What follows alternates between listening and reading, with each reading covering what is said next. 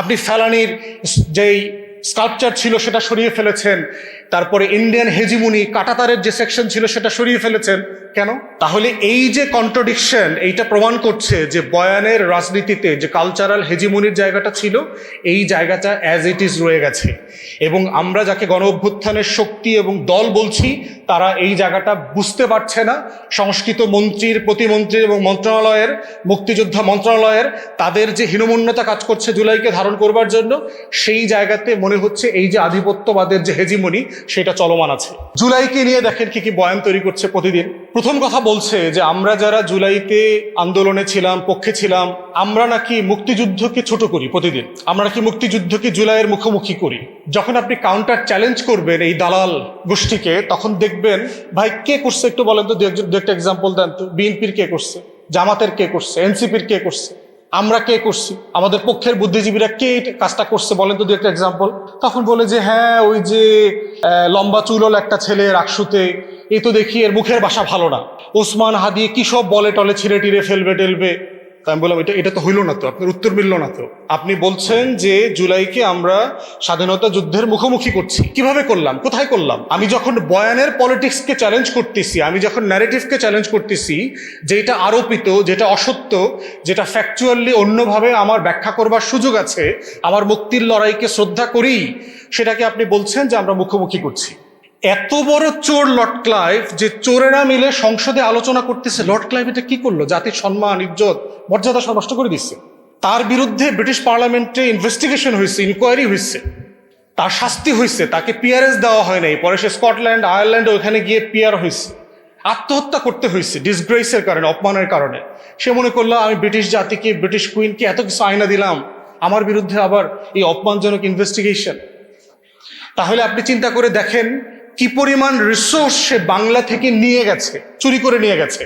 তাহলে আজকে যখন আমরা কাঠামোগতভাবে আধিপত্যবাদের কথা বলছি, আমাদেরকে, আমার জাতিকে, আমার তরুণদেরকে মাথায় রাখতে হবে যে ইতিহাসের কোন পরিক্রমায় আমি ব্রিটিশ ইস্ট ইন্ডিয়ার কোম্পানির কাছে পরাভূত হয়েছে। সেই লড়াইটা অনিবার্য হয়ে গিয়েছিল।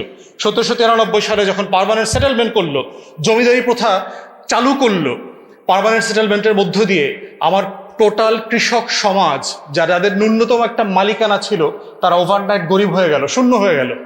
আগের দিনের মালিকানার প্রশ্ন ছিল যিনি চাষ করেন তিনি জমির মালিক, এটাই ছিল প্রিন্সিপাল। সেটা আপনি পুরো জায়গিরদারি, তালুকদারি সিস্টেমে দিয়ে দিলেন। তাহলে কি হইল? সেকেন্ড টিয়ারে আর একটা ব্রিটিশরা তৈরি করলো, সেটা হচ্ছে উচ্চ বর্ণের হিন্দু জমিনদার ক্লাস। তাহলে বাঙালি মুসলমান, বঙ্গীয় মুসলমান এবং বঙ্গীয় নিম্নবর্ণের হিন্দুরা টু টিয়ার কলোনাইজেশনের মধ্যে পড়লাম, আধিপত্যবাদের মধ্যে পড়লাম, যে কারণে তারা সবাই মিলে কিন্তু পাকিস্তান রাষ্ট্রের জন্য লড়াই করেছিল।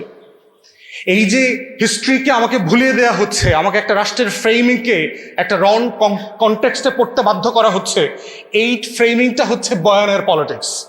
এবং সেখান থেকে এখন আলোচনা করা, বোঝার বিষয় হচ্ছে যে ইন্ডিয়ান হেজিমনির সবচেয়ে মোটা যে বয়ানের রাজনীতিটা তারা আমাদের উপর চাপিয়ে দিয়েছে, কলকাতা কেন্দ্রিক, বলিউড কেন্দ্রিক, এবং সেইটা হচ্ছে আমাদের এখন সবচেয়ে বড় চ্যালেঞ্জের জায়গা।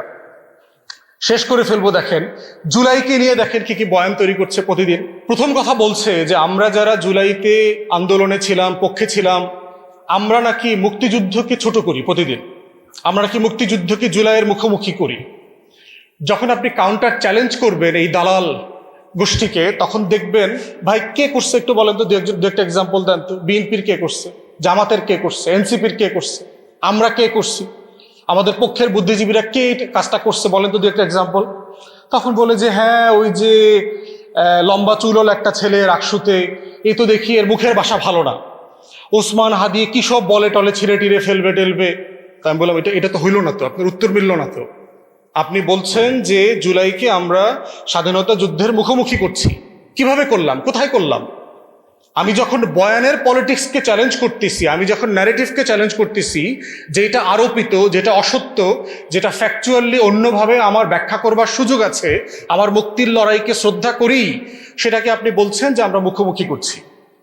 দ্বিতীয়ত দেখবেন একটা বয়ান তারা বারবার বলবার চেষ্টা করছে, আমাদেরকে চাপিয়ে দেবার চেষ্টা করছে এবং মুখোমুখি করে, সেটা হচ্ছে কি লাভ হইল, কি লাভ হইল থিওরি দেখবেন।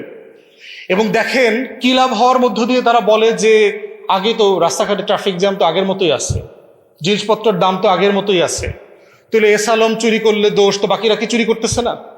আমলাতন্ত্রের দুর্নীতি কি বন্ধ হয়েছে?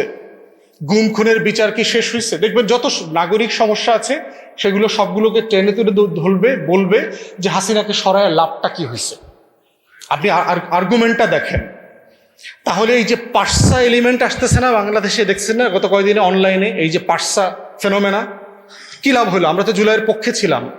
মানে আমার আত্মীয় স্বজন, আমার বন্ধু বান্ধব, বাবা মা আওয়ামী লীগ করছে, গুম খুনের সাথে জড়িত ছিল, লেফটেন্যান্ট জেনারেল ছিল, কিন্তু জুলাই করলাম মানে তো এগুলোর বিচার করতে হবে কেন? তাহলে আপনি দেখেন যে ন্যারেটিভকে দিয়ে ঠিক করা হচ্ছে আপনি কার জন্য কাঁদবেন, কাকে স্মরণ করবেন, কাকে ভুলে যাবেন, কার জন্য লড়াই করবেন, কার জন্য লড়াই করে আবার অপমানিত বোধ করবেন, রিগ্রেট করবেন, এইটা তারা ঠিক করে দিচ্ছে। এটার একটা বড় ফেনোমেনাল এক্সাম্পল হচ্ছে জুলাই স্মৃতি জাদুঘর। দেখেন, যেটা সব দল ক্রস পার্টি একমত হয়েছে প্রথম অধিবেশনে যে এটা র্যাটিফাই করবে অ্যাজ ইট ইজ অর্ডিন্যান্সের মতো করে, সেটা বিএনপি লাস্ট মোমেন্টে এসে 4টা সংসদের দিনে এটাকে প্রথমে অ্যাবিউজ করলো এই অ্যাগ্রিমেন্টের ব্যাপারে। দ্বিতীয়ত দেখেন, তারা জুলাই স্মৃতি জাদুঘরে কোনো কার্যক্রম চালু রাখবার ব্যবস্থা করে নাই গত 6 মাসে। জুলাই স্মৃতি জাদুঘরে কোনো স্টাফ, কর্মকর্তা, কর্মচারী কাউকে অ্যাপয়েন্ট করে নাই গত 6 মাসে। যারা আছেন তারা কেউ বেতন পাচ্ছেন না গত 4-5 মাসে। একই রকম ভাবে জুলাই শহীদ স্মৃতি ফাউন্ডেশন গত 6 মাস থেকে কেউ বেতন পাচ্ছেন না। তাহলে আপনি জুলাইয়ের সবচেয়ে বড় বেনিফিশিয়ারি, আপনি জুলাইকে ধারণ করেন, পক্ষে ছিলেন বলে দাবি করছেন, কিন্তু বয়ানের রাজনীতিতে আপনি কিন্তু এক্স্যাক্টলি বিজেপির, আওয়ামী লীগের, দিল্লির, কলকাতার যে হিন্দুত্ববাদী ফ্রেম বয়ান, সেটা আপনি আবার প্রমোট করছেন, সেটার উপরে আমল করছেন। আপনি ফেলানির যেই স্কাল্পচার ছিল সেটা সরিয়ে ফেলেছেন, তারপরে ইন্ডিয়ান হেজিমুনি কাটাতারের যে সেকশন ছিল সেটা সরিয়ে ফেলেছেন। কেন? তাহলে এই যে কন্ট্রাডিকশন, এইটা প্রমাণ করছে যে বয়ানের রাজনীতিতে যে কালচারাল হেজিমুনির জায়গাটা ছিল, এই জায়গাটা অ্যাজ ইট ইজ রয়ে গেছে। এবং আমরা যাকে গণ অভ্যুত্থানের শক্তি এবং দল বলছি, তারা এই জায়গাটা বুঝতে পারছে না। সংস্কৃত মন্ত্রীর, প্রতিমন্ত্রী এবং মন্ত্রণালয়ের, মুক্তিযোদ্ধা মন্ত্রণালয়ের, তাদের যে হীনমন্যতা কাজ করছে জুলাইকে ধারণ করবার জন্য, সেই জায়গাতে মনে হচ্ছে এই যে আধিপত্যবাদের যে হেজিমনি, সেটা চলমান আছে।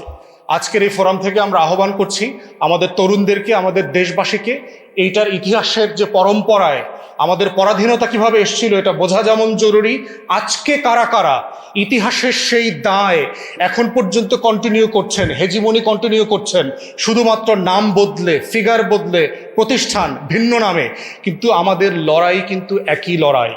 যেই লড়াইতে 190 বছর ধরে আমাদের পূর্বপুরুষরা লড়াই করেছেন, যেই লড়াই আমরা যুগের পর যুগ, দশকের পর দশক ধরে আমরা রাষ্ট্র বানানোর জন্য করেছি, স্বাধীনতার জন্য করেছি, মুক্তির জন্য করেছি, প্রত্যেকটা লড়াইয়ের মেসেজ হচ্ছে ওই আমার অধিকারের লড়াইটা কন্টিনিউ করতে হবে। স্বাধীন থাকার একমাত্র শর্ত হচ্ছে শত্রুর বিরুদ্ধে লড়াই চলমান রাখা। যদি আপনি স্বাধীন থাকতে চান, এটাই করতে হবে। যদি মেনে নেন যা হচ্ছে সব ঠিক আছে, ঠিক আছে, আপনার সমস্যা নাই, আবার পরাধীনতার শৃঙ্খল আপনাদের গায়ে হাতে পড়বে, সেটা দেখবেন, দাসত্বের জীবনযাপন করবেন, অপমানিত বোধ করবেন এবং অন্য দেশের তাবেদারি করবেন। এটা হচ্ছে চয়েস। আমরা 24-এ বেছে নিয়েছি, আমরা লড়াই করব, জীবন দেব, রক্ত দেব, কিন্তু স্বাধীনতা, আজাদির প্রশ্নে কোনো কম্প্রোমাইজ আমরা করব না। সবাইকে ধন্যবাদ।